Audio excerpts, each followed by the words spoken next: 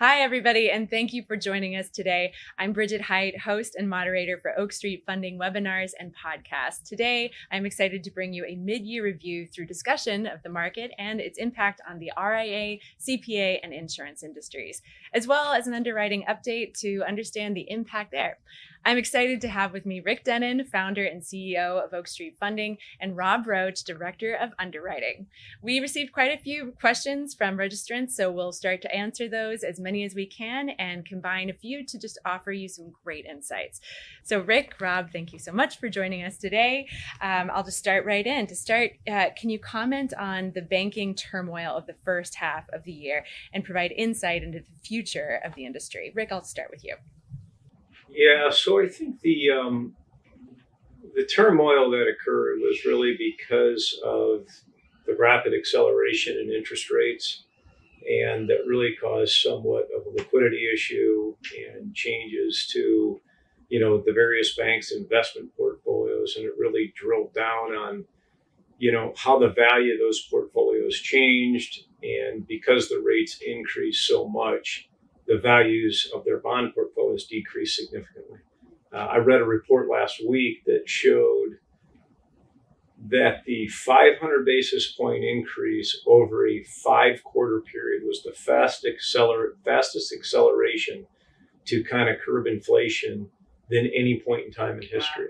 The second fastest was only 425 basis points, and it was like over 9 quarters. And then you go back down to 3s and 2s. So a 5% increase, if somebody's got a long-term bond portfolio, works inversely relative to value. And that negativity that would come through either as other comprehensive income or right through your P&L is what's causing the change and the focus on liquidity. So, kind of started there with the recession and with inflation.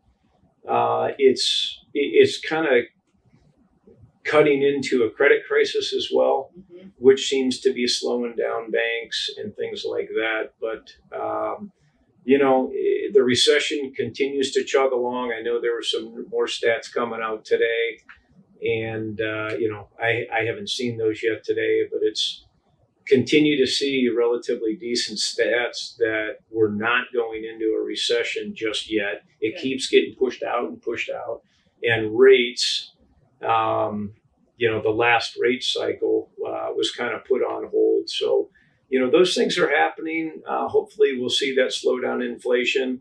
And, right now they're saying in 2024, rates could start coming down again. Great. So, the impact on a bank is they're talking that the larger banks could have more regulatory capital requirements and things like that. All that will still come out.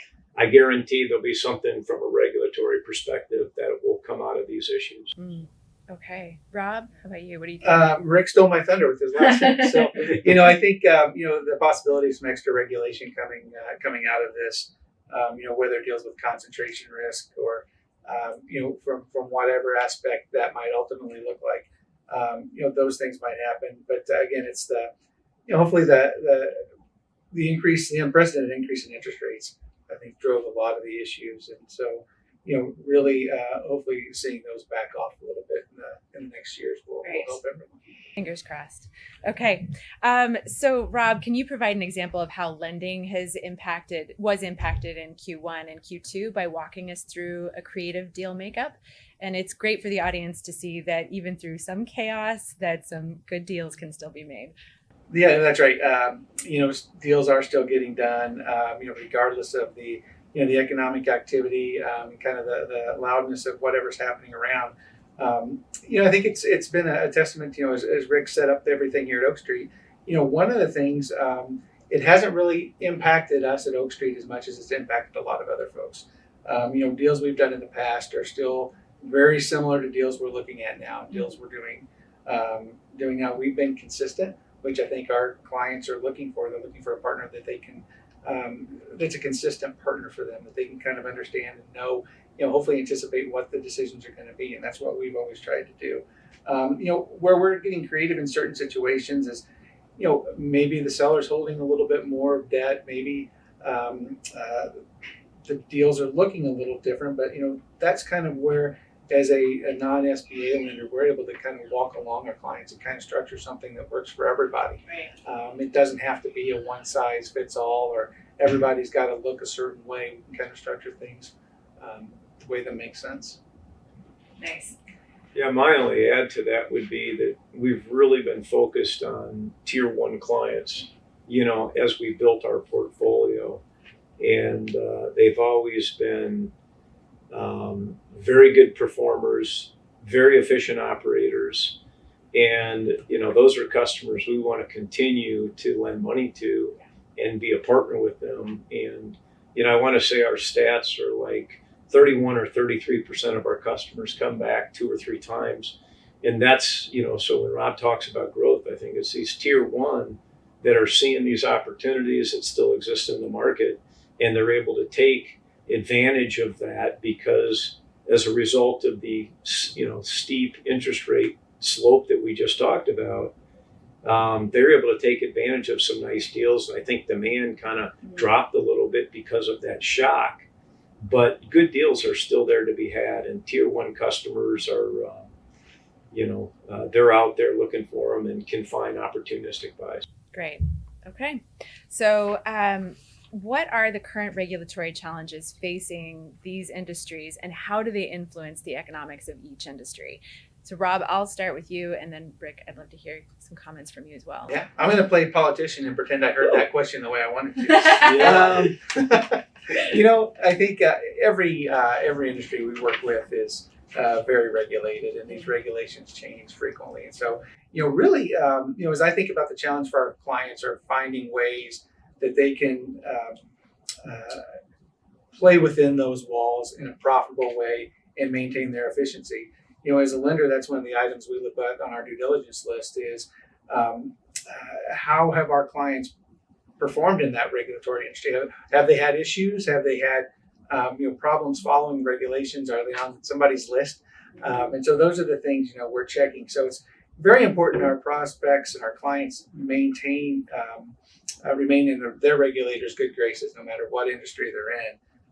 Especially as they're looking to make acquisitions and do other things. Making sure your house is in order. I think is one of the things very important to us. I think very important to our clients. I mean, it just goes right along with that tier one customer that we've looked for in the past, and they play right into that. And we do check for regulatory compliance and issues going into a deal. And because we have, good operators, they stay very clean, which is great for us. Looking at the present, we know that good deals are still good deals, and the market doesn't really change that. And Rob, what can businesses do today to prepare to make a deal and take action when the time is right? I think for me, it's be prepared for that opportunity, right? It's keeping up with the housekeeping things. So when an opportunity does present itself, you can look externally, look at the opportunity, and not be focused on cleaning up something on the inside of your company. I think those are the things that as we're asking questions, we want to ask questions about an acquisition. We don't want to ask questions so much about what's this internal thing going on. So making sure those things are in order, I think is very valuable in order to be able to take advantage of those opportunities. Yeah, as we've sold the company 3 different times. And it's one of those things where it's not like, hey, we're selling the company in 3 months. All of a sudden, you got to get everything in order. Right. You've heard me say this in other webinars. And, to Rob's point, you got to keep your house in order. You got to run it every day, like you're going to sell it, or making it be as most efficient and most compliant and all those things as you can. Like that should be part of your everyday doings. The other thing is being in a good cash position. At this point in time, now might be a good time to save in some cash and getting ready for those opportunistic buys. So when they pop up, you can take advantage of it. But staying in close contact with debt providers, is also really important. So let's say that the timing is working out and they want to complete a deal by the end of the year. So what should they do now to get a deal done before 2024? Well, I can take this one and push Rob a little bit and say, it's clearly, it's something we've always said here. And, the timing really isn't as much up to us as it is the customer. They're driving a process, they're driving a need. And if they're ready, Right. we've got 100 people in the organization that know their industry that can jump on it. And I've said this for years, we've done $8 million deals in 7 days. And it's taken us, 245 days to get a $25,000 deal done. It really isn't up to us. Right. It's how organized are you? What's the purpose? How many parties have to be involved? And when you're going to provide the energy to get us what we need, we're going to jump on it and make it happen. So all the pressure's on Rob. Rob? Mine come down really three things: communicate. Yeah, that makes sense. Be proactive when engaging your lender. It's never too early to talk about something you're looking at, even if it's just an idea at the time. Hey, this is something we're thinking about, because those conversations can really help all the parties to structure things up front, to avoid things that come up last minute that might derail a transaction. So even if it's bad news, communicate bad news, it and let's figure out how to work through it. That's right. And versus sitting on it and hoping we don't find it. Right. And a big believer in over communicating. And so if you're not sure that somebody understood something, make sure. Okay. Because as time dwindles on some of these acquisitions and some of the timing, need to make sure that people are on the same page. Some on the call are probably thinking that they're close to making those steps. So, however, Rick, for those who are not quite ready, either financially or personally, do you foresee the market in 2024 getting more favorable for acquisitions? I do. We saw in the first quarter of this year, in a couple of the industries we're in, that the M&A activity was down. Okay. I've also said on several webinars, there's a lot of capital that's out there that needs to be deployed and needs to be put to work. And so as time goes on, not getting that money out reduces the returns of some of these funds. And so I just feel like, okay, right now, maybe people were put on pause with a shock in the interest rates, an increase of 5%. But the activity is still there. There's good deals still there. Money still needs to be deployed. The recession isn't kicking in like people thought. Rates could come down next year. And so you've got a number of things playing like that that I think are kind of in the favor of, at least a status quo on the number of deals. Okay. If not an increase in the number of deals in 2024 compared with 2023. Okay. No, I think I think that uncertainty leads people to pause, and I think that's what we're seeing right now. Is when the Fed's increasing rates so dramatically, when things in the economy are somewhat uncertain, it causes people to take a step back. Sure. And I think that's what we saw in the first part of this year, and I think that people are still kind of digesting what's going on. And to Rick's point, as time progresses, people still want to do transactions, and so it's digesting those things. People don't want to be hurried; they don't want to rush. Right. And so I think as people have time to work through what they see as challenges, the transactions will start to pick up. Okay. So and the recession discussion seems to just be kicking the can down the road. Right. It's going to come. At the end of 2022, okay, the first quarter 2023, second quarter 2020, and it just keeps getting pushed down the road and numbers keep getting released. So as that plays out, I think people are kind of re-engaging in some of these industries, and I think there'll be a little bit of pent-up demand, for some of the industries that we're in. Okay. So you've touched on this a little bit already, but what should they be doing right now to acquire in 2024? I know it's unbelievable that it's already time to start planning these deals, but it's important to be ahead of the game, as you just said. Yeah, to me, I think it's while people are in this time of kind of reflection, it's examining what your needs are in your organization. I think it's thinking through what's a good fit for your company. Right. What would make a target beneficial for you to acquire. Thinking of this beforehand so you can you can become better at identifying those opportunities when you see them. That would be my advice. Okay. Hop on a good opportunity if it's a good cultural fit and there's a good management team versus, I mean, we have seen so many deals where you simply look at an Excel spreadsheet and 1 and 1 equals 3, but it doesn't play out that way, and Right. it never can. These are relationship businesses, cash flow businesses for the most part. And I just think the management team, the cultural fit are things that are far more important than the numbers, to be honest with you. Okay. So as far as the value of a business, somebody looking to buy, what are the things that they should be determining as the value of the business they're looking to buy? Rob, I'll start with you. To me, it's again kind of going back to why is this a good fit for you? Mm-hmm. Will you be able to derive more value from this business than maybe the current ownership?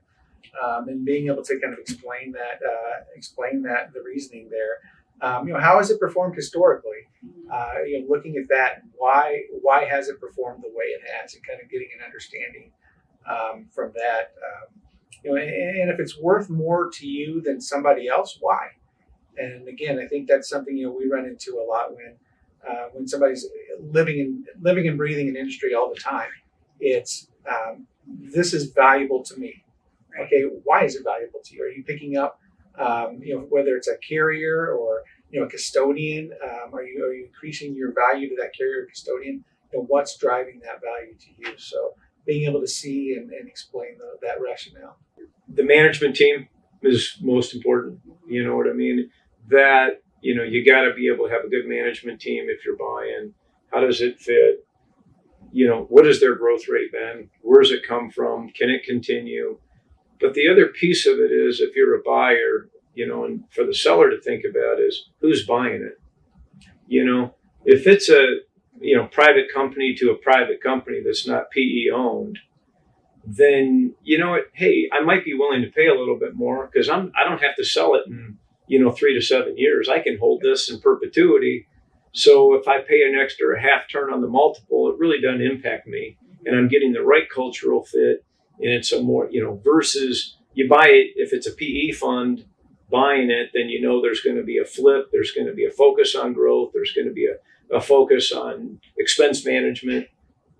And that may impact the legacy of the seller differently than if it goes to, private company to private company. So a couple of things to consider there, but, valuation is typically driven by management, growth, efficiencies, technology, the classic things that come through. Okay. That's a great point. I was talking to someone the other day who was talking about an acquisition they were looking to make, and this was a CPA.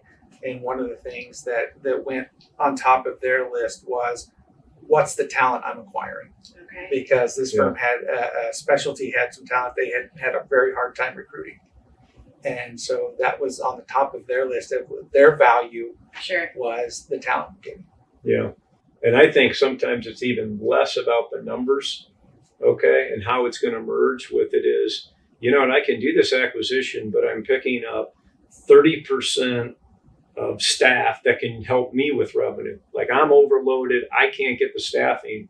Here's a great group of people. I can bring them in, and even they don't have the revenue. I can, I can put my leads and opportunities to that team, and they can be, facilitators of revenue. So talent is just, with what's going on, such a big part of any acquisition. It's really interesting how AI is going to play into kind of talent management in the future, in my opinion. So, Rick, what are some ways that technology can support people and processes now and in the future? We're using AI here at Oak Street right now. Okay. We're trying to test it and see how it could impact just the development side of the software that we have. But how is AI going to impact, insurance professionals in analyzing risk? How's it going to impact lawyers? How's it going to impact accountants? And so the CPA industry is one we lend to, but if AI is going to allow staff to be cut 50%, well, then you're solving some of these cash issues with a piece of technology, which is going to be more efficient than people and easier to manage. Right. So it's kind of, I'm not an AI expert by any means, but I've seen different uses of it. And I've challenged our IT people to use it on the development side, and they are. Whenever, around here, we either need to create something or fulfill a need, we always start with how can technology do it versus a person? Knowing that the resources are always, they've been very tough to get. Unemployment remains very, very low. And I don't think that's going to change much. So how can technology solve these things, whether it's, the piece of software that's proprietary to us that we've built over 20 years, how can that replace people or, be utilized in the future to make us more efficient? I'm actually a robot. Very good to know. Nice note there. I need to make a note. All right, moving on. So how should someone approach a startup agency or a broker compared to an established insurance agency? Does the same apply for CPA and advisory firms? I kind of relate it back to, starting Oak Street from a piece of paper versus going and trying to acquire a company for which we've also acquired companies and rolled them into ours. And, there's pros and cons to both, to be honest with you. You can hire your own people, build your own technology, set your own culture. Like, that's an easy part of it. It takes a little bit longer to build your brand, get the growth going, so being inquisitive allows you to do those types of things and maybe even, add the growth in some of the talents and technology. But, there's pros and cons to both. It depends on if you're inquisitive. It depends on what you can find.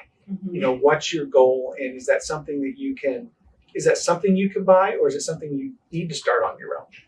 And if it's something you need to start on your own, that's a little bit different. As Rick said, there's a lot of planning that goes into that. There's a lot of work that's focused on kind of the external part as well as the internal part of the organization. So to me, it comes down to what's your goal and is it out there? Okay. So as we're looking ahead, Rick, where are the biggest opportunities for bankers and lenders to address industry needs in the next several years? I think the way lenders today are looking at asset classes is very fluid today. The real estate sector, for banks has changed, dramatically in the last 5 quarters. From very low rates that you can do a lot of different industries. You go through the pandemic and, office space is gone. Yeah.